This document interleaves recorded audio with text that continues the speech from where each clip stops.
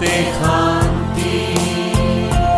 মৃত্যুঞ্জয় যীশু তুমি শান্তিদাতা, কৰো তোমাক আমি আৰাধনা। মৃত্যুঞ্জয় যীশু তুমি শান্তিদাতা, কৰো তোমাক আমি আৰাধনা। আহুনিত তোমাৰ কাষলে, তুমি দিয়া পৰিত্ৰাণ লভিবলে। আহুনিত তোমাৰ কাষলে, তুমি দিয়া পৰিত্ৰাণ লভিবলে। শালোম শালোম, শান্তি শান্তি।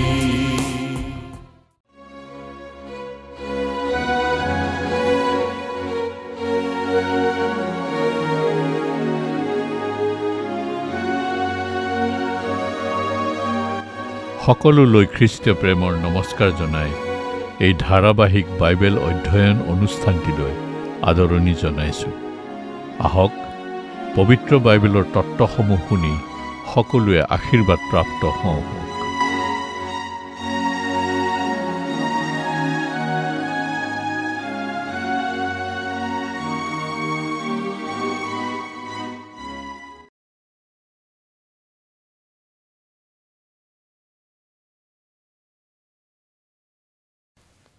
নমস্কাৰ। আমি ধাৰাবাহিকভাৱে বাইবেল অধ্যয়ন কৰি আহিছোঁ যোহানে লিখা শুভবাৰ্তাৰ পৰা, আৰু এতিয়া আমি অধ্যয়ন কৰিম যোহন শুভবাৰ্তা 7 অধ্যায়ৰ পৰা।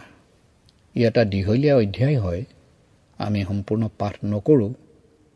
ইয়াৰ অন্তৰালত থকা বাণী কি আছে, শিক্ষা কি আছে, আমি গ্ৰহণ কৰোঁ হওক। প্ৰথমতে আমি পাম ঈশ্বৰৰ সময়েই যীশুৰ সময়। পজা পৰ্ব বুলি কৈ আহিলোঁ আমি। পজা পৰ্ব, ফিষ্ট অফ বুটছ বা টাবাৰনেকলছ। ইব্ৰী ভাষাত ইয়াক চুক্কত বুলি জনা যায়। চুক্কত মানে হৈছে পজা বা সৰু জুপুৰি। যিহুদীসকলে সৰু জুপুৰি সাজি তাত গছৰ ডাল পাত আঁৰি 8 দিন তাতে থাকি পৰ্ব উদযাপন কৰে। ইয়াৰ দ্বাৰাই তেওঁলোকে সোঁৱৰণ কৰে মিছৰ দেশৰ পৰা উদ্ধাৰ পাই যেতিয়া কানান দেশ অভিমুখে সুদীৰ্ঘ 40 বছৰ যাত্ৰা কৰিছিল, যি কথা আমি যাত্ৰা পুস্তকত পাইছোঁ। তেওঁলোকৰ তেতিয়া স্থায়ী ঘৰ নাছিল, কেম্পত নিবাস কৰিছিল। সেই কথা তেওঁলোকে সোঁৱৰণ কৰে এই পজা পৰ্ব উদযাপন কৰাৰ দ্বাৰাই। এতিয়া পজা পৰ্বৰ সময় হৈছেহি। যীশুখ্ৰীষ্ট এতিয়া গালিলত আছে। তেওঁ দক্ষিণলৈ যিহুদীয়া বা জেৰুচালেমলৈ যোৱাৰ প্ৰয়োজন। তেওঁৰ ভায়েকসকল আৰু ভনীয়েকো আছিল, আমি বাইবেলত পাইছোঁ। মাৰ্ক 6 অধ্যায় 3 পদত 4জন ভায়েকৰ নামে হেতি আছে। ভনীয়েকৰ নাম নাই যদিও ভনীয়েকহঁত বুলি আছে, প্লুৰেল নাম্বাৰ, অৰ্থাৎ দুগৰাকী বা ততোধিক। তেওঁলোকে যীশুক জেৰুচালেমলৈ যাবলৈ কৈছে। ইয়াত কি বৰ কথা কৈ আছা? জেৰুচালেমলৈ যোৱা, ধৰ্মসভালৈ যোৱা, পৰ্বলৈ যোৱা। তেওঁলোকে ঠাট্টা সুৰেৰেহে তেওঁলোকৰ ককায়েক, শৰীৰ সম্বন্ধীয় ককায়েক যীশুক কৈছিল। অৰ্থাৎ কিন্তু যীশুৱে কৈছিল মোৰ সময় এতিয়া হোৱা নাই, মোৰ সময় এতিয়া হোৱা নাই।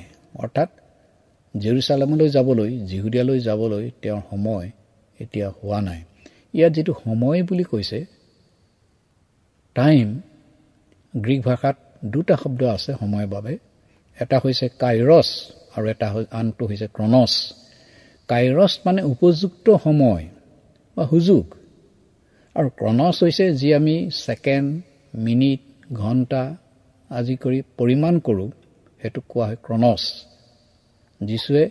যীশুৰ ক্ষেত্ৰত এইটো কাইৰছ, অৰ্থাৎ উপযুক্ত সময় হোৱা নাই তেওঁ যাবলৈ। অৰ্থাৎ ঈশ্বৰৰ সময় হোৱা নাই, উপযুক্ত সময়ত তেওঁ যাব। অৰ্থাৎ যীশু তেওঁৰ পিতৃৰ ইচ্ছাত চলে সম্পূৰ্ণৰূপে। ঈশ্বৰৰ ইচ্ছা আৰু ঈশ্বৰৰ সময়তহে তেওঁ যাব। যীশু ইমানেই ঈশ্বৰৰ বাধ্য, পিতৃৰ বাধ্য, পিতৃৰ ইচ্ছাত সম্পূৰ্ণ তেওঁৰ নিৰ্ভৰশীল। পিছত আমি পাইছোঁ তেওঁ গুপুতে গ'ল, কিয়নো তেওঁ অবাঞ্ছিত, তেওঁ জনপ্ৰিয়তা বিচৰা নাছিল। আনহাতে যিহুদীসকলে তেওঁ বধ কৰিবলৈ বিচাৰি ফুৰিছিল। তেতিয়া পৰ্বৰ মাজত যিহুদীবিলাকে তেওঁক বিচাৰিছিল, সেইজনা ক'ত? যীচুক বিচাৰি কৈছে। যিহুদী নেতাসকলে ভালৰ বাবে নহয়, যীচুক ধৰা দিবৰ বাবেহে বিচাৰিছিল। তেওঁৰ কথাত অনেক বাদ বিবাদ লাগিল। আমি পাইছোঁ বাইবেলত মানুহবিলাকৰ মাজত বিভিন্ন মতামত সৃষ্টি হ'ল। কোনোৱে ক'লে যীশুখ্ৰীষ্ট উত্তম মানুহ, ভাল মানুহ, মহৎ লোক। আন কোনোবাই ক'লে তেওঁ প্ৰবঞ্চনা কৰা বা ভুলুৱা বুলি ক'লে।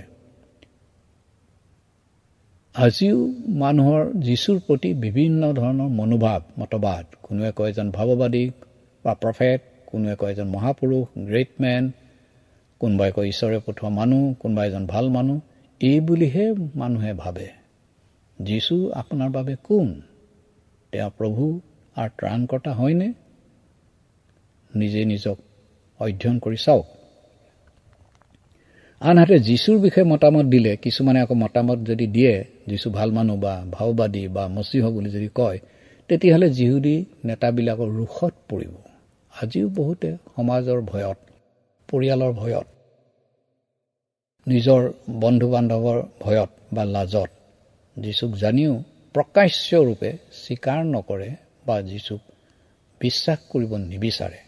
আজিও আমাৰ সমাজত তেনে আছে।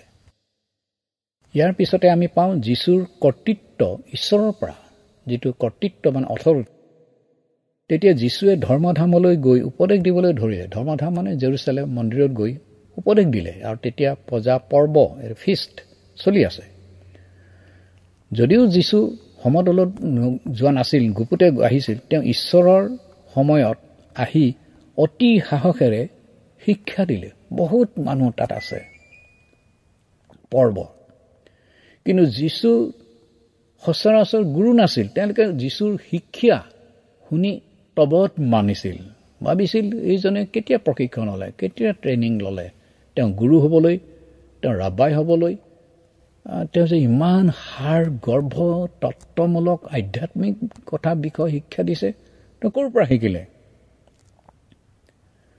তেতিয়া যীশুৱে কৈছিল, এই উপদেশ মোৰ নিজৰ নহয়। মই যে উপদেশ দিছোঁ, শিক্ষা দিছোঁ, মোৰ নিজৰ নহয়, মোক পঠোৱা জনাৰহে, অৰ্থাৎ পিতৃ ঈশ্বৰৰ। তেওঁৰ উপদেশৰ মূলতে হৈছে শাস্ত্ৰত যি সাক্ষ্য দিছে, পুৰণি নিয়মত, অল্ড টেষ্টামেণ্ট। তেওঁ শাস্ত্ৰ যি পুৰণি নিয়ম যিহুদীবিলাকে ঈশ্বৰৰ পৰা অহা বুলি বিশ্বাস কৰিছিল, এই বাক্যই সাক্ষ্য দিয়ে আহিবলগীয়া মচীহ, উদ্ধাৰকৰ্তা, ত্ৰাণকৰ্তা, ঈশ্বৰ পুত্ৰ তেওঁৱেই বুলি। যীশুৰ উপদেশ কাৰোবাৰ পৰা জানি বা শিকি পোৱা জ্ঞান নহয়, বৰং ঈশ্বৰে দিয়া বাৰ্তা। ঈশ্বৰে দিছে, তেওঁক পিতৃ ঈশ্বৰে দিয়া মেছেজ দিছে, আৰু সেই বাৰ্তা, সেই বাণী তেওঁ মানুহক প্ৰদান কৰিছে। যীশুৱে জীৱন ৰক্ষা কৰে। আমি 5 অধ্যায় ইয়াৰ প্ৰসংগত পাইছোঁ যে যীশুখ্ৰীষ্টই সেই জঠৰোগী 38 বছৰ নাদৰ কাষত পৰি থকা, এই বেথেছদা নাদৰ কাষত পৰি থকা জঠৰোগীজনক সুস্থ কৰিছিল। আৰু সুস্থ কৰাৰ বাবে সেইদিনা বিশ্ৰামবাৰ আছিল, চাবাথ। এটা বিতৰ্কৰ সৃষ্টি হৈছিল যে যীশুৱে বিশ্ৰামবাৰ অমান্য কৰিছে, মোচেৰ বিধান তেওঁ উলংঘা কৰিছে বুলি। তেওঁলোকে কিন্তু যিহুদীসকলে বিশ্ৰামবাৰতো সুন্নত কৰে, চাৰ্কামচিছন। এইটো লেবীয়া পুস্তকত লিখা আছে। যীশুৰ যুক্তি এই যে তাতকৈ প্ৰয়োজনীয় মানুহৰ জীৱন ৰক্ষা কৰা। তেতিয়াহ'লে কিয় ৰোগ সুস্থ কৰিব নোৱাৰিব বিশ্ৰামবাৰতো? যীশুৱে বিশ্ৰামবাৰে সুস্থ কৰাৰ বাবে তেওঁলোকে তেওঁক বিধান উলংঘাকাৰী বুলি অপবাদ দিছিল। যীশুৰ বাবে এটাই বিধান, এটাই ল, সেয়া হৈছে প্ৰেম, লভ। এটাই অব্লিগেশ্যন, তেওঁৰ বাবে এটাই কৰণীয়, সেয়া হৈছে ৰক্ষা কৰা মানুহক, উদ্ধাৰ কৰা। এই জঠৰোগীজনৰ তেওঁ সুস্থ কৰি তেওঁ জীৱন ৰক্ষা কৰিলে। যীশুৱে আপোনাৰ আমাৰ জীৱন ৰক্ষা কৰে। স্বাভাৱিক ৰোগ সুস্থ কৰাই নহয়, আমাৰ আধ্যাত্মিক ৰোগ, মনৰ ৰোগ, পাপ ৰোগ সুস্থ কৰে, আৰোগ্য কৰে, তাত নতুন জীৱন দান কৰে। তেওঁ আমাৰ জীৱনৰ ৰক্ষক।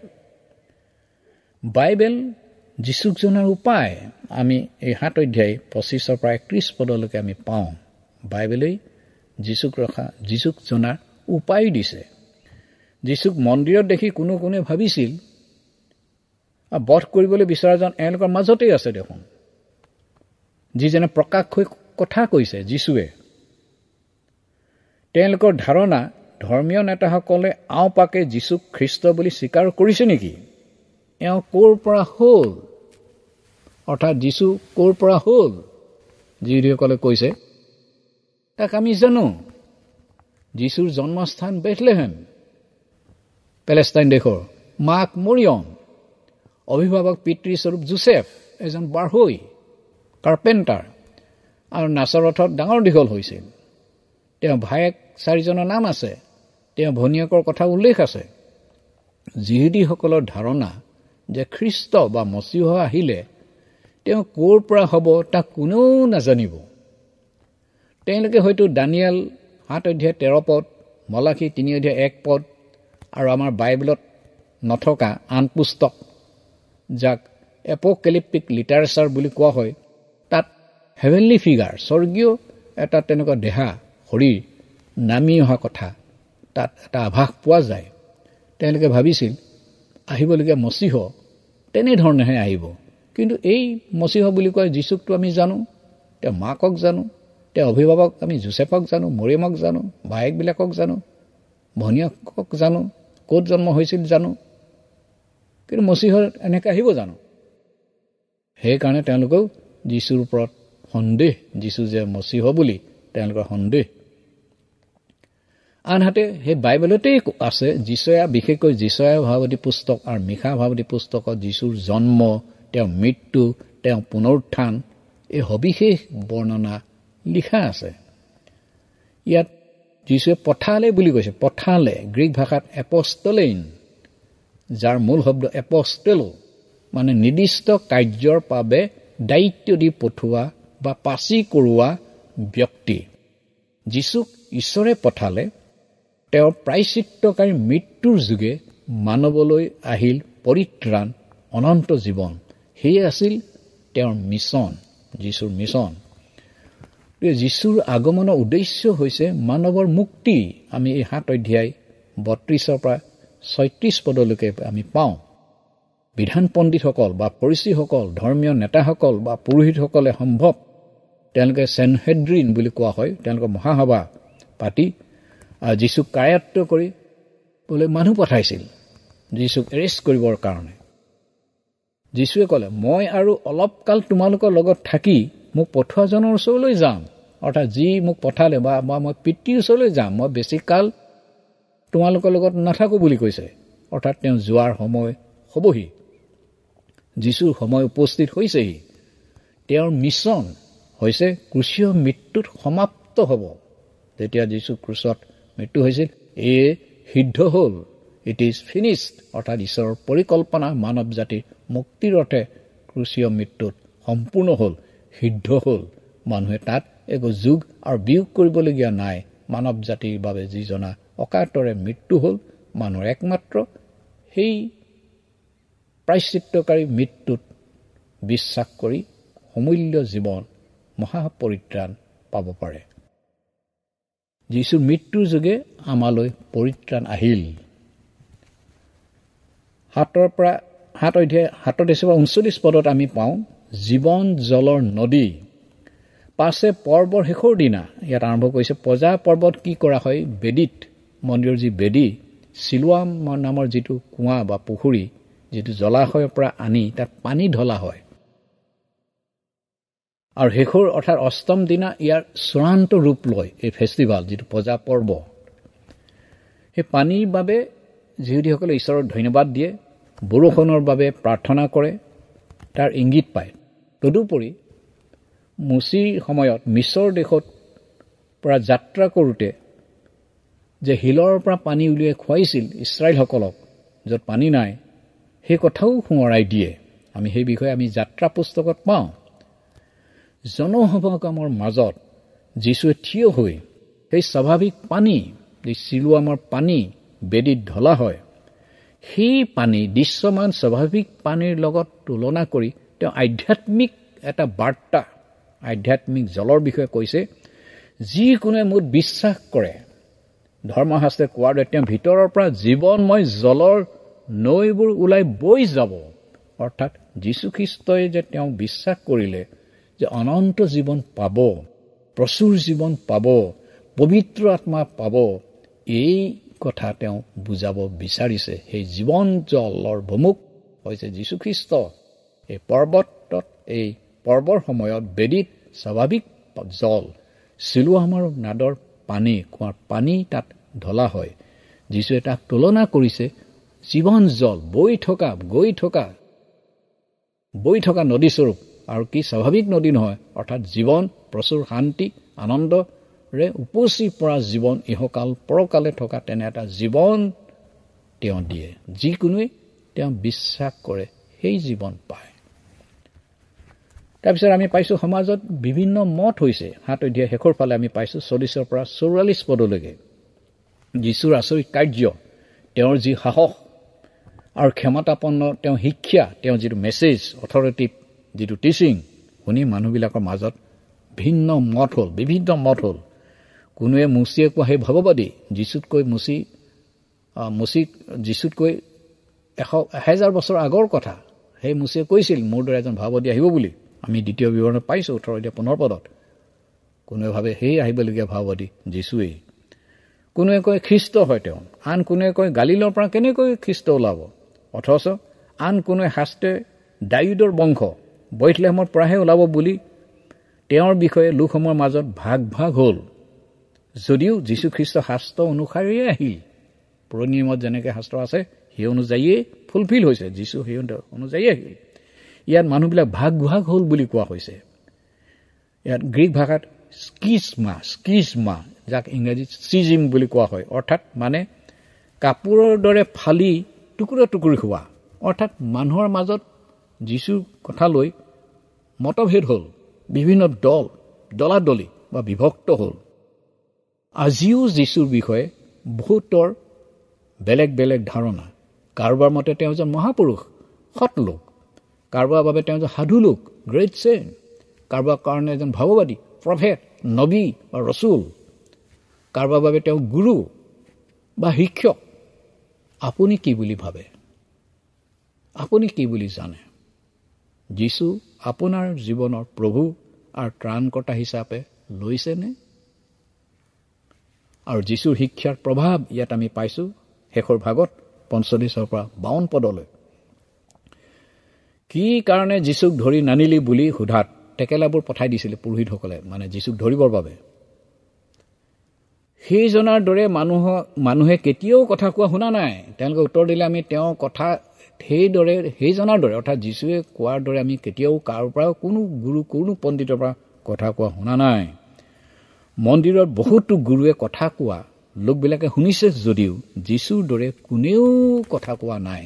যীশুৱে যিদৰে সাৰ গৰ্ভ ঈশ্বৰৰ তত্ত্বমূলক বাণী সম্পূৰ্ণ ক্ষমতাৰে, পুৰা অথৰিটিৰে কৈছিল, সেইকাৰণে যিবিলাকক ধৰিবলৈ পঠাই দিছিল তেওঁলোকে যীশুক তেতিয়া ধৰা নাই।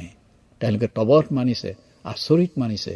আমি এনে কথা, এনে সাৰ গৰ্ভ কথা, এনে বাণী কেতিয়াও কোনো কালে শুনা নাই। সেইজনাই আপোনাৰ আমাৰ ত্ৰাণকৰ্তা প্ৰভু যীশুখ্ৰীষ্ট হয়। তেওঁ বিশ্বাস কৰক, তেওঁক গ্ৰহণ কৰক। আপোনাৰ জীৱন আশীৰ্বাদ প্ৰাপ্ত, জীৱন জলৰ দৰে আপোনাৰ জীৱন প্ৰচুৰ শান্তি আনন্দৰে বৈ যাব ইহকাল পৰকাল। ঈশ্বৰে আশীৰ্বাদ কৰক।